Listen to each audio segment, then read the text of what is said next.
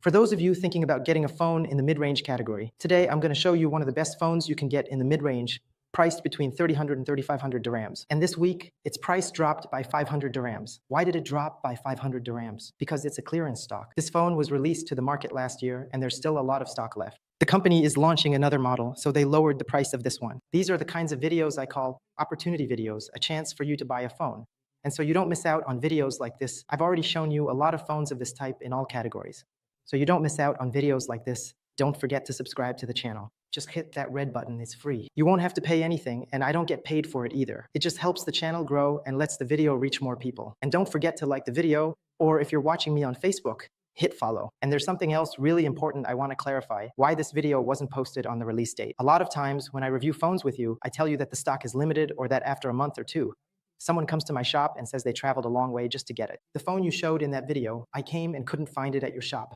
That's just how the stock works. So let's be clear. If you watch the video after 2 or 3 months, there's a good chance you won't find that phone still available. And I won't keep you any longer. The phone we have here, as I told you, is one of the best mid-range phones out there. For people who want a solid phone, a phone with a great camera, an awesome screen, excellent battery, fast charging, everything, when we're talking about around 3,500. You need to get a top-notch phone, no questions asked. This phone is the sensation that caused a stir when it hit the market last year. A phone that's tough to break, a phone that's water resistant. Of course, I'm not going to talk to you about that. I'm not going to tell you that the phone is unbreakable or completely waterproof. Whenever you get a phone, take care of it. Keep it away from water. Of course, this phone is sturdier than a lot of other phones in its price range. Sure, it can handle light splashes better than some other phones, but still avoid that. That's not even what I came to talk to you about, or to tell you that this phone is amazing because of that. What matters to me is the screen, the camera, the battery. That's what's important to me in a phone. And the very first thing we're going to talk about in this detailed review is the overall design aesthetic of the Realme Narzo, which truly comes with an absolutely excellent and visually appealing design, especially the rear panel, which distinctly looks like this, kind of like a beautiful polished marble finish, as you can clearly see for yourself. And its design changes every time you move it under the light. The design on the back is excellent. The cameras arranged here are similar to a lot of their other phones. And of course, the back and the sides, basically the back and the screen are what matter. And naturally, that's why the way the phone feels in your hand is comfortable and excellent.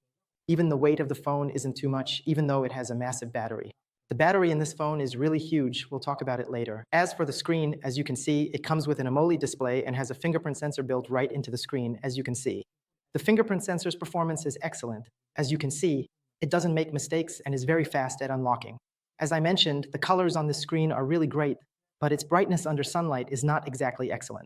In this regard, its brightness here reaches up to 4,000 nits. For a phone in the mid-range category, that's something excellent. We usually only see this in flagship phones. Of course, the screen itself is large, measuring 6.28 inches. For people who want to play games or watch movies and videos, you'll be able to watch comfortably. Another thing, for those who like to game and want a smooth screen, here you have 120 Hz. The screen's refresh rate here makes everything smooth, especially with the Honor X9 interface, which is the same interface as Huawei phones we've tested before, and it's considered an excellent interface. Naturally, the screen here has a full HD plus resolution of 1224 by 1700 pixels. Of course, the materials used are plastic because the phone is designed to be shatter resistant. But it's not just any plastic like what we usually see in the budget category. Naturally, the phone comes with stereo speakers. There are speakers at the bottom and at the top of the phone, but what's missing here, of course, is the 3.5mm headphone jack. The built-in speakers don't work for calls on this phone. You'll need a headset. This is pretty standard in the mid-range category. And of course, the most important thing in any phone is the processor. The processor in the Nord itself is a Snapdragon. The processor is from Snapdragon, specifically the Snapdragon Gen, built on a 4nm manufacturing process, which delivers excellent performance in 2 main aspects. First, it's great for battery efficiency. I'll talk about this point, and then we'll get to the battery itself. The second point is that the phone doesn't heat up. Even if you're gaming or putting some heavy load on it, the phone stays cool.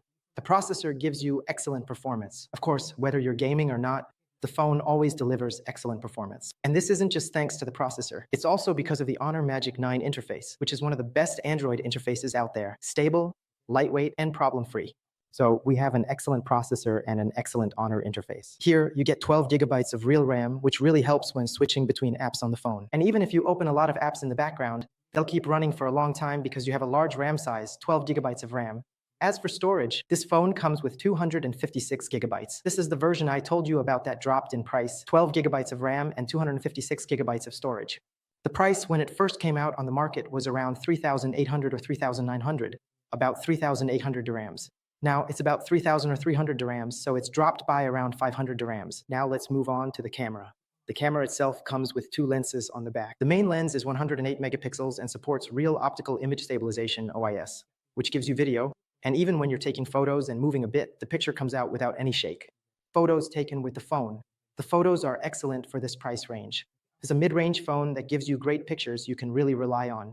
And if, for example, you're taking photos for your work, want to show them to people, or want to photograph clothes, then the camera will still be excellent. As for video, it can record up to 30 frames per second, or 1080p at 60 frames per second. And of course, the video is stable because the phone or camera has optical image stabilization. And of course, we have a 5 megapixel wide-angle lens for those who want to take wide-angle photos. As for the front camera, it comes with a 16 megapixel lens, and its group selfies and photos are naturally excellent for a phone in the mid-range category.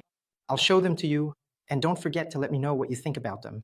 But the really impressive thing about this phone is the battery, which comes with a capacity of 6,600 milliamp hours, a massive size for a mid-range phone, and on top of that, it's truly huge. We have a processor built on a 4-nanometer architecture. So here, if your usage is light, if you don't use social media a lot and you don't play games much, if you just use the phone for calls and occasionally reply on WhatsApp, basically, for someone who doesn't use it heavily, the phone can last up to 3 days without needing to be charged. That's a really impressive point. If your usage is heavy and you really push the phone with the SIM card and Wi-Fi on, it'll still get you through the day, and you'll still have some charge left at night. Another thing that's also really important is the charging. Here, they've given us a charger with a power of 66 watts in the phone. And this is also something really important, and it's very important in a phone, since we're talking about a phone in the mid-range category. It's a well-rounded phone, so naturally, you'll find that it also has NFC functionality. Both features are there. Whether you want to use it for payments or to transfer data or read data, it supports both dual SIM. Of course, besides the fingerprint sensor that's built into the screen, you also have a sensor that relies on software, and its performance is good. You have a hardware light sensor and a hardware gyroscope sensor in the phone. From this perspective, you won't find any issues with Huawei phones, at least based on my experience in the market. So there are no problems in these areas. When it comes to sensors, it's pretty much the same reputation as previous Huawei phones that have been on the market. Of course, with this phone, you can install 2 SIM cards and use both numbers at the same time. You can put both SIM cards in the phone, but there's no memory card slot here. That's all there is in this video. As for what's in the box, the phone comes with a cover, of course, a silicone case, and it also comes with a 66-watt charger and its cable, and that's all there is in this video. Take care.